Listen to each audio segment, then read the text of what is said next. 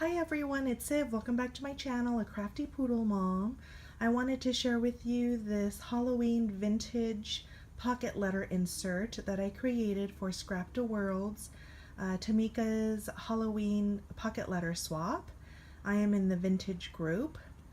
She also has a shabby chic and a traditional Halloween group. We are to make a one pocket insert that are similar or the same, and I did all the same, and send them into her about, since there's 9 pockets, there's 9 participants total, so I'm sending out 8 and I'm keeping 1. And I wanted to share with you a little bit of the details that I used to create this pocket letter insert. So let me pull out for just a little bit, and I essentially, so this is the insert itself, and essentially what I did was I created a little theme. The witches were going to a ball, so I had to create a house. So this is the witch's house. It's set in the background with the die cuts with the view glitter mat stack. I cut this out from my Cricut through the design space. I just looked up haunted houses and I just printed this out. I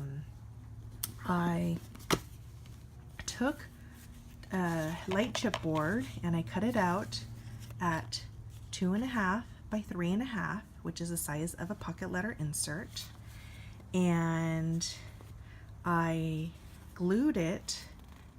I found that I wanted to have a little bit of a three-dimensional, this is like an invite. This witch's ball is like an invite. So I wanted to use a black background. I found some note and scripted black background, and from a previous haul, it's from this mat stack. It's a die cuts with the view mat stack, scripts and music notes. I use this paper and I cut it down to 2.5 by 3.5, and I glued it on the chipboard to make it really sturdy. Then I took these images from Pinterest and I measured them out to be 2.5 by 3.5. I printed them on white cardstock, and it came out with a very distressed, aged look on the paper itself, but I wanted to distress it a little bit more, like it's been stomped on. So I added some frontage. Each one is a little bit different. So this one has a lot of soot on it. They had a grand old time at the witch's ball.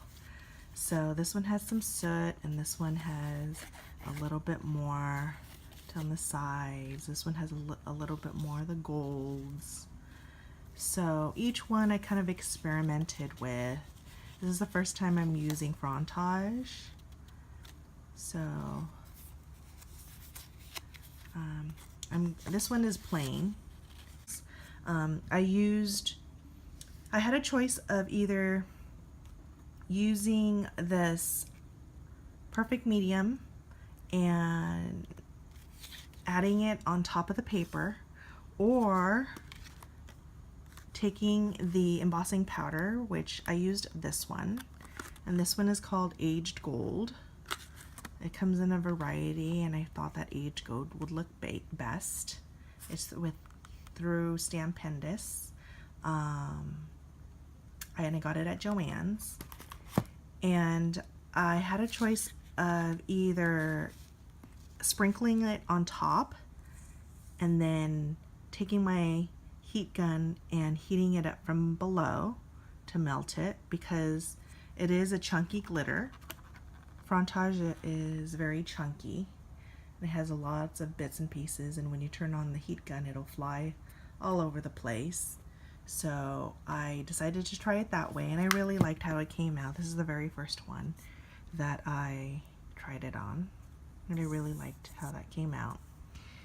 But then when I used it with the Perfect Medium, Ranger Perfect Medium, it created, it attached to it a little bit better. And so I was able to spread it all over the entire surface of the invite. So I did that, and then what I did was I wanted to add some stickles, so I added stickles on each end, and I believe I used the bronze stickles. I also took this Color Bock pigment ink, this really dark brown pigment ink, and I took it on the sides, and I wanted to make it a little bit, I distressed the edges, and I wanted to make it a little bit darker just to create a little bit more dimension to the invite. And then what I did on top of that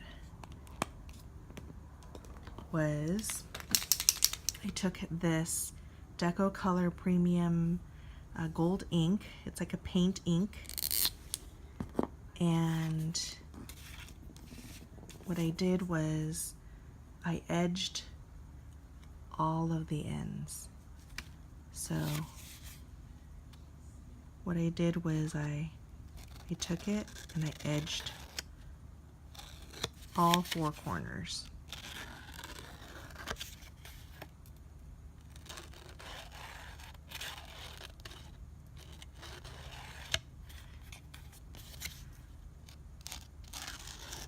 Just to add a little bit more of an aged vintagey look.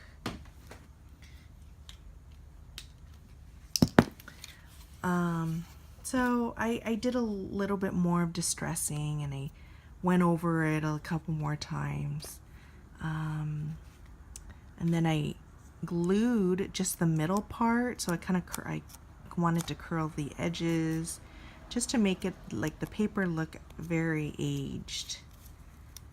I added this black ribbon.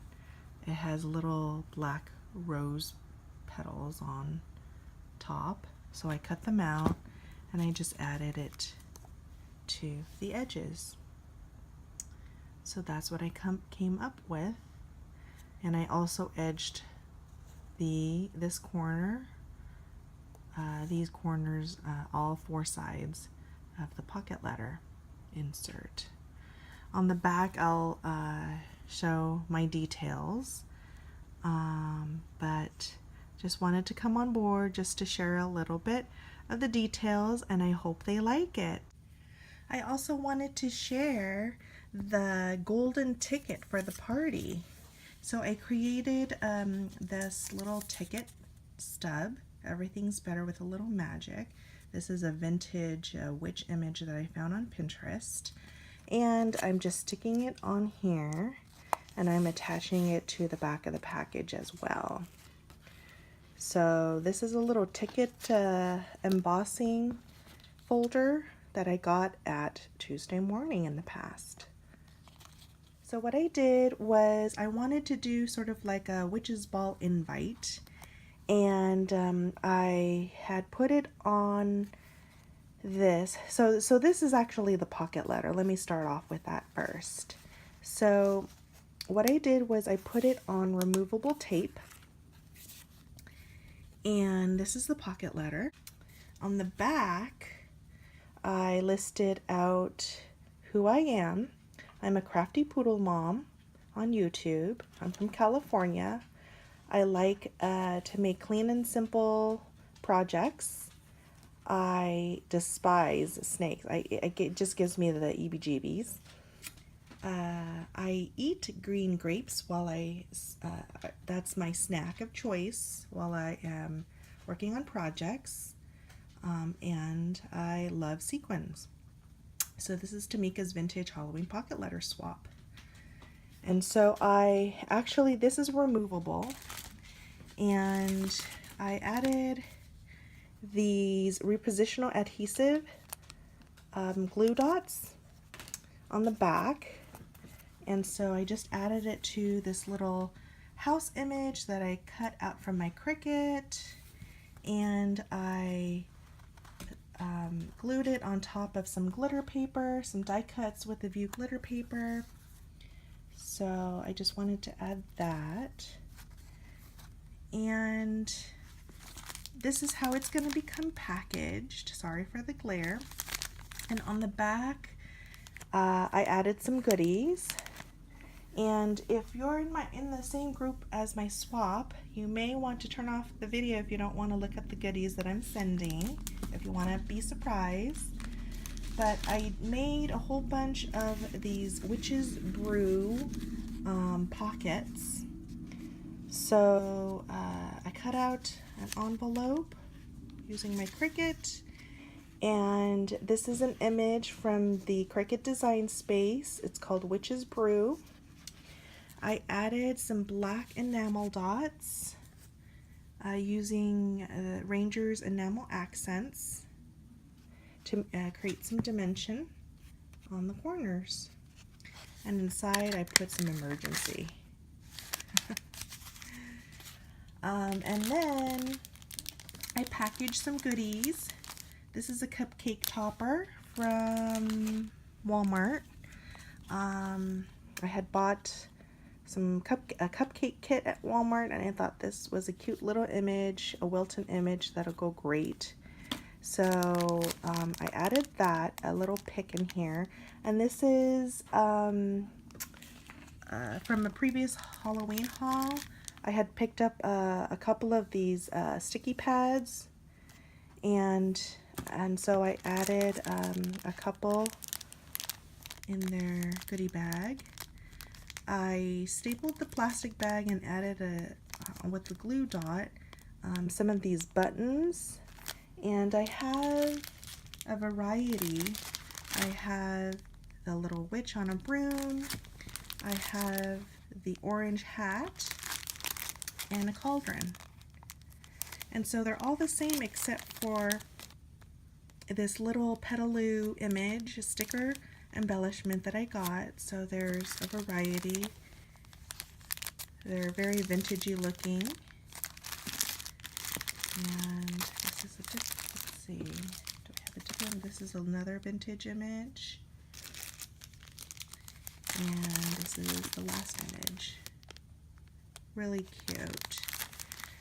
So I'm going to be mailing this off to Tamika today, and hopefully when she gets it, everyone will enjoy, and the group will enjoy it. I had fun making this project, and I'm looking forward to seeing what I receive from the swap. Thanks for watching, everybody. Bye!